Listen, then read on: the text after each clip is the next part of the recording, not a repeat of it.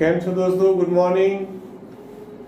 આપણે છેલ્લે જે ટોપિક જોયો છે પાર્ટ 4, તો પાર્ટ 4 ની અંદર આપણે 4.4 સ્વાધ્યાય સુધીનો છેલ્લે આપણે થિયરી પાર્ટ જોયા છે. એમાં આવેલું ત્રિકોણના ગુણધર્મો, પછી ઉપનિશ્ચાયકો અને સહઅવયવ, અને સ્વાધ્યાય 4.3 અને 4.4 સ્વાધ્યાય પર મેં તમને એસાઇનમેન્ટમાં આપેલું છે. આપણે એકચ્યુઅલી દાખલા 4.4 ના ગણ્યા નથી, પણ મેં કહ્યું હતું કે બહુ જ ઈઝી છે. છતાં પણ જો ના આવડે તો મને લાઈવ ચેટમાં લખી નાખવાનું કે 4.4 ના દાખલા સમજણ પડ્યા નથી, પણ મને લાગે છે કે તમને સમજણ પડશે જ, એમાં કોઈ પ્રોબ્લેમ નથી. હવે આજે આપણે આ ચેપ્ટરનો મોસ્ટ ઇમ્પોર્ટન્ટ ટોપિક, જો આ નહીં આવડે તો આના પછીનો ટોપિક પણ નહીં આવડે, તો પાર્ટ 5 માં આપણે શરૂ કરીએ છીએ, અને એ છે સહઅવયવજ શ્રેણી. શું લખ્યું છે? સહઅવયવજ શ્રેણી, જેને ઇંગ્લિશમાં એડજોઇન્ટ ઓફ મેટ્રિક્સ કહે છે. Adjoint of matrix. એડજોઇન્ટ એટલે કે સહઅવયવજ. ઓકે, હવે એની જે વ્યાખ્યા છે ને, એ વ્યાખ્યાને હું તમને સંકેતોમાં જ આપી દઉં છું, પણ પહેલા હું 3 કક્ષા માટે વાત કરું છું. કે ધારો કે જો એક શ્રેણિક A ઇઝ ઇક્વલ ટુ મને આવું આપ્યું હોય A11, A12, A13, A21, A22, A23, A31, A32, A33, આ રીતે એક શ્રેણિક ધારો કે મને આપ્યો છે. અચ્છા, હવે તમે એક વસ્તુ માર્ક કરી, ચેપ્ટર ચાલે છે નિશ્ચાયકો, અને ટોપિક શું આવ્યો? સહઅવયવજ શ્રેણિક. એટલે મેં કહ્યું ને કે નિશ્ચાયક અને શ્રેણિક છે એકબીજા સાથે કનેક્ટેડ છે. તો હવેનો ટોપિક જે છે ને એ આખું શ્રેણિક ઉપર જ છે. શ્રેણિક ઉપર જ આધારિત છે, એટલે ધ્યાન આપજો ખાસ. પાછું એમ ના થાય કે ભાઈ આ શ્રેણિક ક્યાંથી આવ્યો, પણ મેં પહેલા જ કહેલું છે કે કનેક્શન છે. હવે જો આ શ્રેણિક આપેલો હોય તો આનો સહઅવયવજ શ્રેણિક લખવો હોય તો તેનો સહઅવયવજ શ્રેણિક, હવે જોજો એનો સંકેત સહઅવયવજ જ લખવાનો, ખાલી સહઅવયવ નહીં લખવાનો. તો એ તો પાછો ટોપિક બદલાઈ ગયો. સહઅવયવ એટલે કોફેક્ટર હતું, યાદ છે ને, એ બદલાઈ ગયું. હવે આ છે સહઅવયવજ શ્રેણિક, તો તેનો સહઅવયવજ શ્રેણિક. હવે એને સંકેતમાં જે ઇંગ્લિશમાં એડજોઇન્ટ શબ્દ છે ને, તો એને સંકેતમાં ADJ of A, ADJ of A મેં એ કૌંસમાં લખ્યો છે. કદાચ તમે કૌંસમાં નહીં લખો તો પણ ચાલશે. મતલબ તમે આ રીતે લખો, અથવા તો સપોઝ તમે ખાલી આ રીતે લખો એડજોઇન્ટ ઓફ A, તો પણ ચાલે. બ્રેકેટ કરવો જરૂરી નથી. ઓકે, તો એનો સહઅવયવજ શ્રેણિક કેવી રીતે લખાય? તો એકચ્યુઅલમાં આમાં સહઅવયવ શબ્દ આવે છે. સહઅવયવ એટલે કે કોફેક્ટર. તો યાદ છે ને, બધાના સહઅવયવ શું થાય? જે ઘટક હોય એ ઘટકને સંકેતમાં કેપિટલ કરી દેવાનું.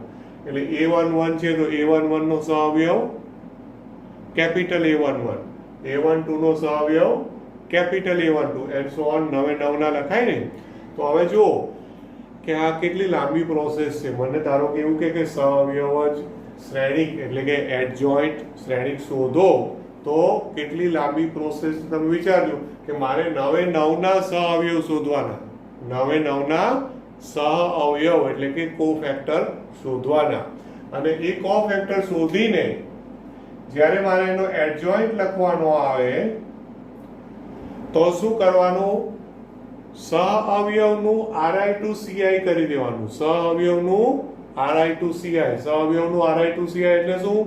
સહઅવયવો શોધો ને, પછી પહેલી હારના સહઅવયવો હોય એને પહેલો સ્તંભ, એટલે આ જે પહેલી હાર છે ને, તો એના અહીંયા આ રીતે જો A11, પછી અહીંયા A12, એટલે પહેલી હારના સહઅવયવોનો પહેલો સ્તંભ. ત્યાર પછી બીજી હારના સહઅવયવોનો બીજો સ્તંભ, બીજી આર એનો બીજો સ્તંભ એટલે A21 A22 અને A23 ત્રીજી આર નો સહઅવયવનો ત્રીજો સ્તંભ એટલે કે A31 પછી A32 અને A33 સમજણ પડી ગઈ બધાને? ફરી એકવાર કહું છું, આ થયો સહઅવયવ શ્રેણી. જો લખવામાં લાગે કે આ તો કઈ નથી, ફટાફટ તમે જ્યારે ગણવા જશો ત્યારે શું થશે? તમારે પહેલા 9 ઘટકોના સહઅવયવ શોધવાના. સહઅવયવ શોધીને પછી પહેલી હારના સહઅવયવને પહેલો સ્તંભ, બીજી હારના સહઅવયવને બીજો સ્તંભ, ત્રીજી હારના સહઅવયવને ત્રીજો સ્તંભ, આ રીતે લખવાનું રહેશે. એટલે તમે આ ડાયરેક્ટ નહીં લખી શકો. જ્યારે દાખલો ગણવાનો આવશે તો તમે આ 9 ઘટકો ડાયરેક્ટ લખી શકશો ના. તમારે 9 ઘટક પહેલા શોધવા પડશે અને શોધી અને પછી એનું પહેલી હારનો પહેલો સ્તંભ, બીજી હારનો બીજો સ્તંભ, ત્રીજી હારનો ત્રીજો સ્તંભ, આવી રીતે તમારે બનાવવો પડશે. ક્લિયર થાય છે આટલું? ઓકે. તો આ થયું એડજોઇન્ટ ઓફ મેટ્રિક્સ. હવે આ મેં કોની વાત કરી? 3 કક્ષાની છે. 3 કક્ષામાં આવું કરવાનું. હવે જો 2 કક્ષાનો એટલે 2x2 હોય તો સાવ ઈઝી છે. 2x2 ની ચિંતા નહીં, ફટાફટ થઈ જશે. તથા જો A બરાબર 2 કક્ષાનો એટલે આ રીતના જ હોય A11 A12 A21 A22 ધારો કે આ હોય, આપેલું હોય આ રીતનું. ઓકે, તો એનું મારે જો સહઅવયવ એટલે કે એડજોઇન્ટ શોધવાનું આવે, એડજોઇન્ટ, તો એની રીત એવી છે કે એનો જે અગ્ર વિકર્ણ છે ને, તો એ અગ્ર વિકર્ણના ઘટકો જે બી હોય ને એ ઘટકોની અદલા બદલી કરી દેવાની. શું કરવાનું? અદલા બદલી. એટલે A11 A22 છે ને એની અદલા બદલી કરવાની. એટલે કે અહીંયા A22 A11 અને આ જે પ્રતિવિકર્ણ છે ને એ પ્રતિવિકર્ણના ઘટકો ત્યાં ને ત્યાં જ રાખવાના, પણ એની નિશાની બદલી કાઢવાની. એટલે નિશાની એટલે ચિહ્ન બદલી કાઢો. એટલે A12 છે ને તો -A12 અને આ A22 છે તો -A22. આ વસ્તુ ટેક્સ્ટબુકમાં પણ આ જ રીતે સમજાવેલી છે. તમે જોશો એટલે તમને ખ્યાલ આવશે. ટેક્સ્ટબુક જો બધાની ખુલ્લી હોય ને તો આ ટોપિક છે પેજ નંબર 103 થી સ્ટાર્ટ થાય છે. પેજ નંબર 103 ઉપર હશે, જુઓ તમે. બરાબર છે? ઓકે. હવે આનું તમને સિમ્પલ એક ઉદાહરણ આપું. જસ્ટ આનું એક ઉદાહરણ. દાખલા તરીકે મેં 3x3 નું ઉદાહરણ એટલે નહીં આપ્યું કે એમાં વાર લાગશે, એટલે આપણે જ્યારે સ્વાધ્યાયનું ગણીશું ને એમાં આવી જવાનું છે એટલા માટે. 3x3 માં તો ખાસું 9 સહઅવયવ શોધવાનું. આ 2x2 નું તમને હું એકદમ ફટાફટ તમે બી મોઢે સમજી શકશો. દાખલા તરીકે ધારો કે શ્રેણી A, હા જોજો, શ્રેણી A માં સપોઝ આવું મને આપ્યું છે કે 2 3 -1 અને 5. હવે આનો એડજોઇન્ટ લખો તો એડજોઇન્ટ ઓફ A, તો શું કરવાનું? આ 2 અને 5 ની અદલા બદલી. એટલે અહીંયા 5 અને અહીંયા 2 અને 3 અને -1 ના ચિહ્ન બદલી નાખો. એટલે આ -3 અને -1 છે એનું પ્લસ 1. સિમ્પલ. તો જો 2x2 માં કેવું થયું? એકદમ મોડે ફટાફટ. બરાબર? પણ પ્રોબ્લેમ 3x3 માં થોડો તમારો ટાઈમ જશે. ઓકે, તો આ થયું એ શેની સમજૂતી થઈ આપણે?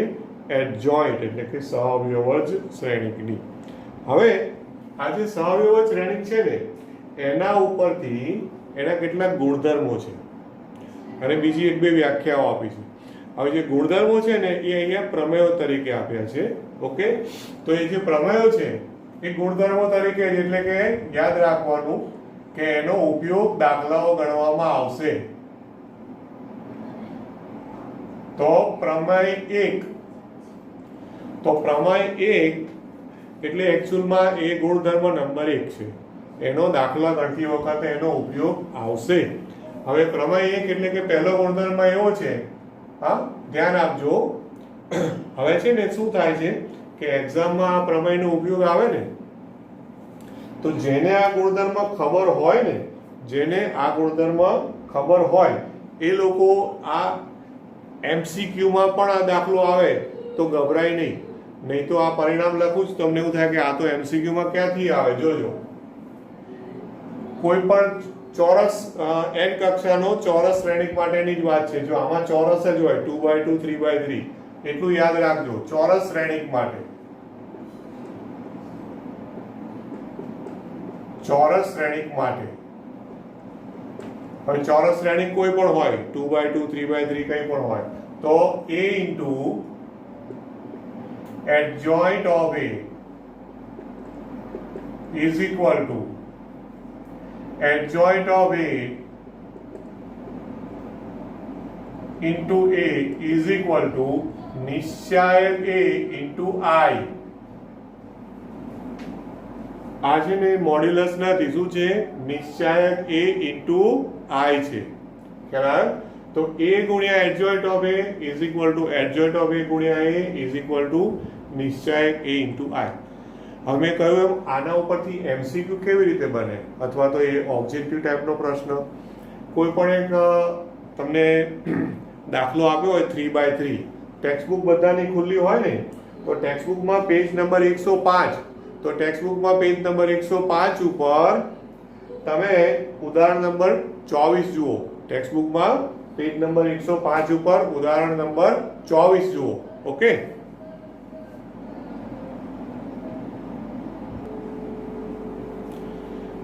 એટલે જો ખ્યાલ આવ્યો ને કે આનો કઈ રીતના આપણે ઓબ્જેક્ટિવ બને. ઉદાહરણ 24 મેં જોવાનું કહ્યું છું. ઉદાહરણ 24 માં એક શ્રેણિક આપ્યો છે અને એમાં જો કે આ A ઇન્વર્સ શોધવાનું કીધું છે. આપણે ઇન્વર્સ ભૂલી જાઓ, પણ એની બદલે તમે ખાલી એવું કરો, હું તમને એક્ઝામમાં એવું પૂછું કે શ્રેણિક આપી અને શ્રેણિક આપીને કહું કે A into adjoint of A શોધો. A into adjoint of A બરાબર ખાલી જગ્યા. MCQ માં ધારો કે આવું આપ્યું હોય તો થાય શું પ્રોબ્લેમ? કોઈ એમ કે સર આ તો MCQ કેવી રીતે? કારણ શું છે કે A ગુણ્યા adjoint of A કેટલો ટાઈમ લાગે?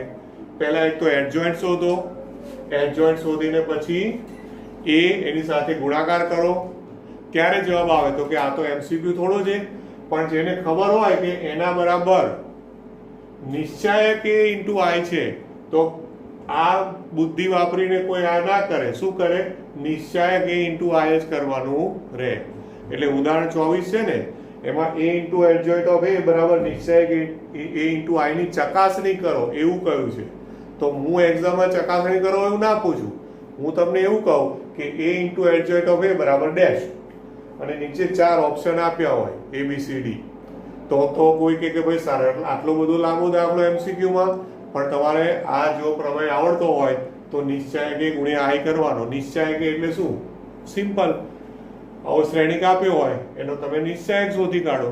હવે નિશ્ચાયકનું મૂલ્ય તો કેટલું સહેલું છે, અને એને I એટલે 1 0 0 0 1 0 0 0 1 વડે ગુણી કાઢો. ખ્યાલ આવે ને? રાઈટ. એટલે આવી રીતે દોડાવવાની. JEE કે બીજે ક્યાંય બી આવું કંઈ પણ આવતું હોય ને તો આપણને જો પ્રમેયો ખબર હોય તો તમારું કામ કેટલું સરળ થાય. ક્લિયર એટલું? કોઈ ડાઉટ? ઓકે. હવે આ થયો પહેલો પ્રમેય. હવે પહેલા પ્રમેય પછી છે ને બીજો પ્રમેય આપ્યો છે, પણ બીજા પ્રમેયની પહેલા બે વ્યાખ્યાઓ આપી છે. હા, બે વ્યાખ્યાઓ આપી છે. હવે એ જે બે વ્યાખ્યાઓ છે ને એમાં એક વ્યાખ્યા છે એ છે સામાન્ય શ્રેણિક અને બીજી વ્યાખ્યા છે અસામાન્ય શ્રેણિક. ઓકે, તો એ વ્યાખ્યાઓ પણ મારે તમને કહેવી પડશે, કારણ કે અત્યારે તમને લાગે કે ભાઈ કંઈ કામનું નથી, પણ જ્યારે અમે લોકો કોલેજમાં હતા, પોસ્ટ ગ્રેજ્યુએશનમાં, MSc ની વાત કરું, એ વખતે પણ મેટ્રિક્સ આવે છે અને ત્યારે સામાન્ય અને અસામાન્યને ઇંગ્લિશમાં આપણને ખબર ના હોય તો સામાન્ય માટે અને અસામાન્ય માટે ઇંગ્લિશમાં કયા શબ્દો વપરાય છે એ પણ ધ્યાન રાખજો. હા, હવે પહેલું ધારો કે હું લઉં કે ભાઈ સામાન્ય શ્રેણી. સામાન્ય શ્રેણી. હવે સામાન્ય શ્રેણી જે છે, સામાન્ય શ્રેણી પહેલા એની વ્યાખ્યા જુઓ. ટેક્સ્ટબુક બધા પાસે હશે કે જો નિશ્ચાયક A, જો નિશ્ચાયક A નું મૂલ્ય નોટ ઇક્વલ ટુ 0, નિશ્ચાયક A નું મૂલ્ય કેવું હોય? શૂન્યતર, નોટ ઇક્વલ ટુ 0 હોય તો શ્રેણિક A ને સામાન્ય શ્રેણિક કહે છે. શું કહે છે? સામાન્ય. સામાન્ય માટે ઇંગ્લિશમાં વર્ડ છે નોન સિંગ્યુલર. શું કહેશે? Non singular. એકચ્યુઅલમાં સામાન્ય સાથે ઇંગ્લિશ શબ્દ કોઈ મેચ થતો નથી. આપણે ડિક્શનરી લઈને બેસો તો સામાન્યનું નોન સિંગ્યુલર તમને ક્યાંય મળશે નહીં. હા, તો ધ્યાન રાખજો. સામાન્ય માટે ઇંગ્લિશમાં કયો શબ્દ છે? Non singular matrix. સામાન્ય શ્રેણી કહે છે. બાકી આપણે તો સામાન્ય હોય એનું ઇંગ્લિશ શું કરીએ? સામાન્ય એટલે કે કોમન. બરોબર, એવું પણ આમાં એવું નથી. અને અસામાન્ય શ્રેણી, તો હવે તમને અસામાન્ય ખબર પડી જવી જોઈએ. વ્યાખ્યા શું હશે? અસામાન્ય શ્રેણિકની વ્યાખ્યા તો આ જો નોટ ઇક્વલ ટુ 0 છે નિશ્ચાયક, એની બદલે જો નિશ્ચાયક a is equal to 0, નિશ્ચાયક a નું મૂલ્ય 0 થાય તો શ્રેણિક a ને કેવું કહેશે? અસામાન્ય. અસામાન્ય. અને અસામાન્ય માટે ઇંગ્લિશ શબ્દ છે સિંગ્યુલર. ઇંગ્લિશમાં શું કહેશે? સિંગ્યુલર શ્રેણિક કહે છે. એટલે બીજો એક આમાં પ્રોબ્લેમ ઇંગ્લિશનો એ પણ છે. આપણને આમ સામાન્ય, તો સામાન્ય માટે જો આમ શબ્દો ઇંગ્લિશમાં ઊંધા થઈ ગયા હોય, સામાન્ય તો નોન સિંગ્યુલર અને અસામાન્ય તો સિંગ્યુલર. આપણા મગજમાં એ જલ્દી સેટ ના થાય. આપણે સામાન્ય હોય તો સિંગ્યુલર બે મનમાં યાદ આવી જાય, અને અસામાન્ય તો અસામાન્ય એટલે નોન સિંગ્યુલર એવું લાગે ને. જો એમ ઇંગ્લિશની ભાષાના હિસાબે વિચારો તો કે અસામાન્ય એટલે નોન સિંગ્યુલર, પણ એકચ્યુઅલમાં શ્રેણિકમાં ગડબડ છે. ઇંગ્લિશમાં ધ્યાન રાખજો. ઓકે, અસામાન્ય એટલે કે અસામાન્ય માટે શું થશે? સિંગ્યુલર, અને સામાન્ય માટે નોન સિંગ્યુલર. ઉલટું છે, ખાસ ધ્યાન આપજો. હવે આ બે વ્યાખ્યાઓ થયા પછી નેક્સ્ટ આવશે પ્રમેય નંબર 2. પ્રમેય 2. ઓકે, આજે આપણે બધી થિયરી જ જોવાની છે. દાખલાઓ આજે આપણે જોતા નથી. હવે બીજો પ્રમેય જે છે ને, એ પ્રમેય 2 માં એવું છે કે જો a અને b બે સમાન કક્ષાના સામાન્ય શ્રેણિકો હોય. કેવા હોય? સામાન્ય. સામાન્ય શ્રેણિક મતલબ નિશ્ચાયક એ નોટ ઇક્વલ ટુ 0 હોય. જો a અને b સામાન્ય શ્રેણિક હોય, સમાન કક્ષાના હોય તો સમજી જવાનું, એટલે હું લખતો નથી. પણ સામાન્ય શ્રેણિક હોય, બરોબર, સામાન્ય શ્રેણિક હોય તો એનો બેનો ગુણાકાર કરો ને, AB અને BA પણ સામાન્ય શ્રેણિકો જ થાય. આ પણ સામાન્ય શ્રેણિક જ થાય. ઓકે, ખ્યાલ આવે કે નહીં? બંનેની કક્ષા કેવી હોય? સમાન કક્ષા. એટલે લખવું હોય તો બુકમાં લખેલું છે કે બંને કેવા હોય? સમાન કક્ષાના હોય. સમાન કક્ષાના તો હોવા જોઈએ, બાકી તો આપણે ગુણાકાર. ચોરસ શ્રેણિક છે તો એક 2x2 હોય, બીજું 3x3 ના હોવો જોઈએ. બંને 2x2 હોય કે બંને 3x3 હોય. જો બંને સામાન્ય શ્રેણિક હોય, સામાન્ય શ્રેણિક હોય તો એનો ગુણાકાર કરો AB અથવા તો BA, તો એ પણ સામાન્ય જ થાય. મતલબ આને બીજી રીતે કેવું હોય?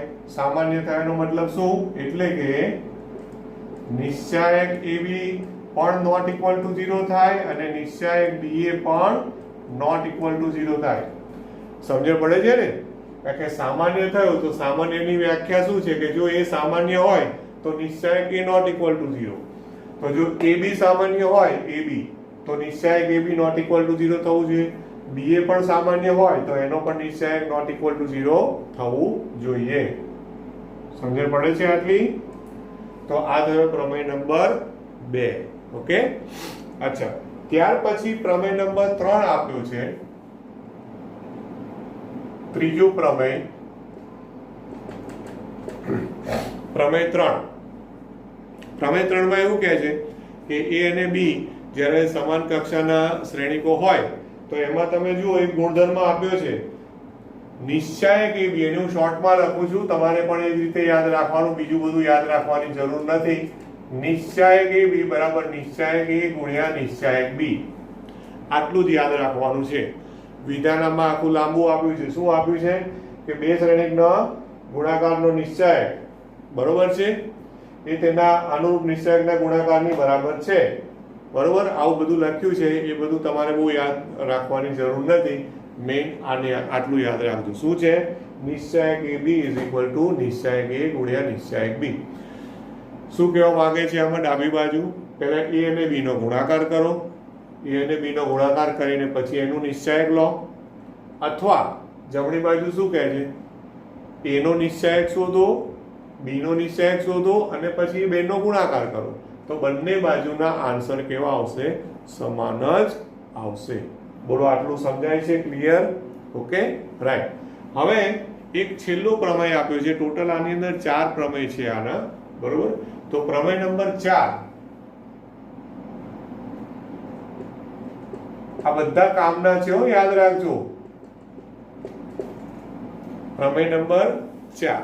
હવે પ્રમેય 4 છે એ પ્રમેય 4 માં એવું કહે છે કે જો ચોરસ શ્રેણિક એ હોય અને એનો વ્યસ્ત શ્રેણિક, હવે જો વ્યસ્ત આવ્યું તો વ્યસ્ત શ્રેણિકની વ્યાખ્યા છે ને એ તો શ્રેણિક ચેપ્ટરમાં આપણે આવી ગઈ છે, એ ઇન્વર્સ, અને પેલું આપણે હારથી ને સ્તંભની મદદથી ઓલરેડી વ્યસ્ત શોધેલો છે.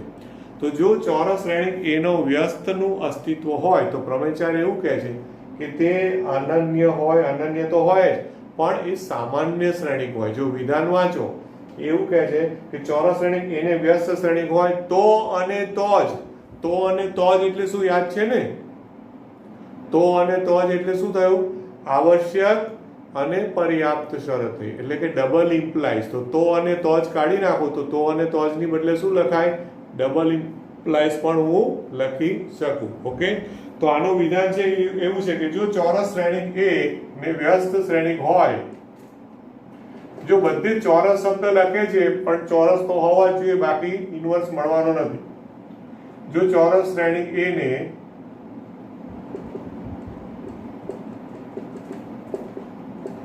વ્યસ્ત શ્રેણિક હોય, બરોબર? હવે એને લખ્યું છે તો અને તો જ. તો અને તો જ ને હું શબ્દો કાઢી નાખું તો એની બદલે હું સંકેતમાં શું લખી દઉં? Double implies. તો અને તો જ એટલે શું કહેવાય? Double implies. Okay, right. અને એવું કહે છે કે તો અને તો જ એ સામાન્ય શ્રેણિક છે. તો અને તો જ એ સામાન્ય શ્રેણિક છે. સામાન્યનો મતલબ શું? આપણે ઓલરેડી વ્યાખ્યા જોઈ, એટલે કે નિશ્ચાયક એ નોટ ઇક્વલ ટુ 0 છે. તો એક વસ્તુ માર્ક કરી, આ પ્રમેય 4 શું કહે છે? ફરીવાર વાંચો કે જો ચોરસ શ્રેણિક એ ને વ્યસ્ત શ્રેણિક હોય તો ડબલ ઇમ્પ્લાઇઝ નિશ્ચાયક એ નોટ ઇક્વલ ટુ 0 છે. આવું બોલાય કે નહીં? સામાન્ય શ્રેણિક છે એટલે કે નિશ્ચાયક એ નોટ ઇક્વલ ટુ 0 છે. એટલે બીજી ભાષામાં કહું તો શું થયું કહેવાય? એટલે કે નિશ્ચાયક એ નોટ ઇક્વલ ટુ 0 એ ઇન્વર્સના અસ્તિત્વ માટેની